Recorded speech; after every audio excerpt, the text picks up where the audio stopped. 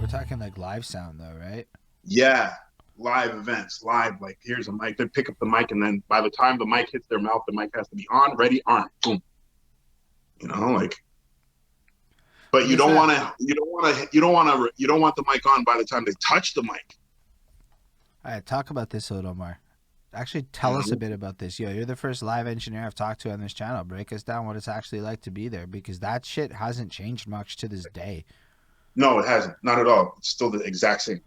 It's still the exact same. Basically, it depends. Like if it's a situation where you have to set up the equipment versus a situation where the equipment is stationary and you just have to get to the sound.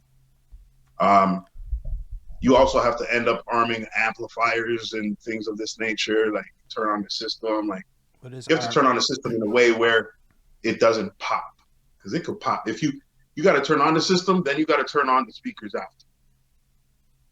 Okay. It's the same way how it is in the studio right now. Like, or else most of the time, you turn on the console, you hear a big through the speakers.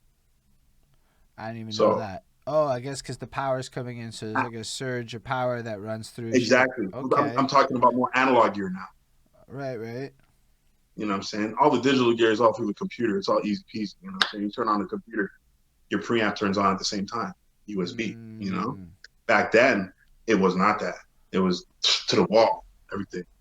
This is big. Yeah. It was, All bro, right. back in the day, like before all of this, like I forgot, like back when I was a kid, I started to learn how sound worked because my parents had old school equipment. Okay. Remember we were talking about the speakers in the back where you had to cut the wires out and strip a little bit of the extra plastic on the tip to make the wires show, so you could put the wires into the speaker, and it had a little button that you plug in. And yeah, I remember all of that. And then my dad had like amplifiers and different things of this nature that we always had All to then right. switch to. Let's pretend that So people don't all know of that. what the shits are. What's an Okay, amplifier? an amplifier is what you connect a sound system, which basically is okay. So back in the days, well, you know, we had a record player, we had a cassette player, and we had a radio receiver, which was a big box that had a big dial across and a big knob where you could turn the dial and it would then pick up different Oh my radio gosh. signals. And some of them, I'm not gonna lie, were really pleasing to turn Yep. because they just had this Yes. like beautiful Oh. fucking synchronization and you could just spin Yo. them and shit, and it was so Sometimes good. you could just run it with one finger and it'll just. Yeah, my dad was into that shit. Yeah, man. Yo, I remember trying to do that sometimes, and then they'd be like, "No, you're gonna break it. Don't do that." Like, so it's like, but I do know the experience, man. All right, so that So in a sense is basically like you have the shit that gets the music. So you said tape yes, that was the radio players. receiver to listen to the radio, so you could pick up whatever signals, and then that would connect to this amplifier, which would some amplifiers had an equalizer on it, which was a bunch of little so there were a bunch of little knobs.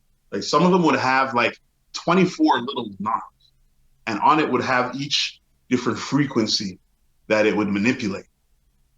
And so sometimes you want to, okay, if you're listening to music and you want to listen to more bass, you then go to the left side of the whole, all of the where all the knobs are. You go to the left side, which is the bass side, and the lower frequencies, and you just raise those up.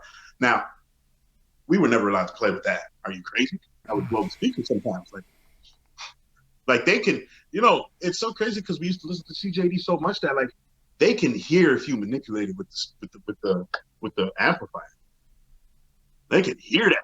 Like the voice, the bass. There's a bit more bass in that man's voice. They could hear that. So it was crazy.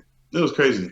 But that's where I got it all. Like that's where I started. That's where I basically started all this All stuff. right, So when so it you got have to, the amplifier, right? No, I want to walk through this setup, right? Because I'm picturing oh, okay, these are okay, those okay. Let's go gray through the whole fucking. setup. So yeah, because I'm picturing it like they're all gray in my head, and they're like vertical, Yes, like flat yes, little fucking VCR looking yes, motherfuckers. And then yes. I know my Basically, dad had one that had a tape side on it and a radio side, and then that plugged into the amp, and then we had another little tape that would connect as well, separate.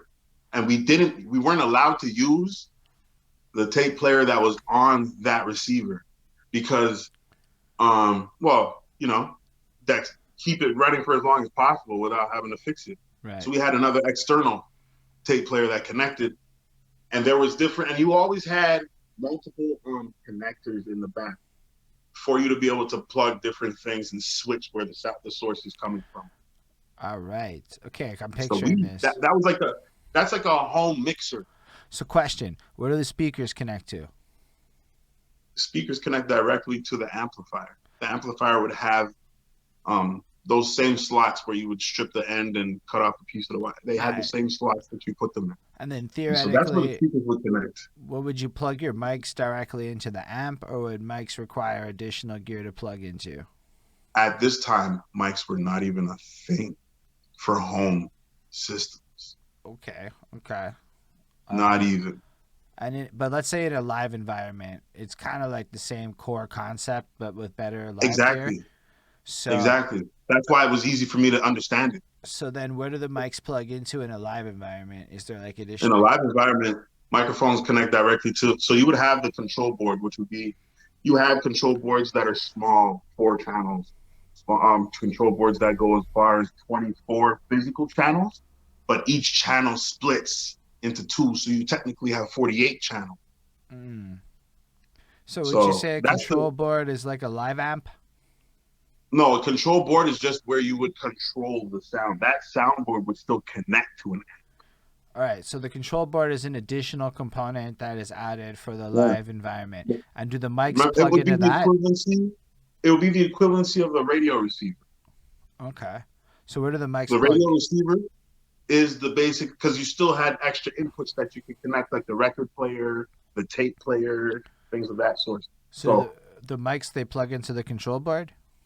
Yeah, they plug in directly to the control board. When I was at church, they had snakes that was called snakes that would run from the stage. They would wrap all the cords together and then run through the walls to the soundboard, and all the cables would be there. So, yo, in a sense, having a Focusrite today is a pretty spoiled piece of equipment. Bro, these kids have no idea. Because I got a Focusrite, and I'm picturing what you're saying, and I'm like, yo, they managed to condense most of that shit into like one little box. A little box. That's nuts. With a bunch of little knobs. Yeah. And a lot of little holes of different varieties covering you from any kind of port you could possibly fucking want. You understand? Like, it was... For $600. I learned it on all of that analog gear. That's how I learned all of this stuff that I now have here, and I just apply it to everything.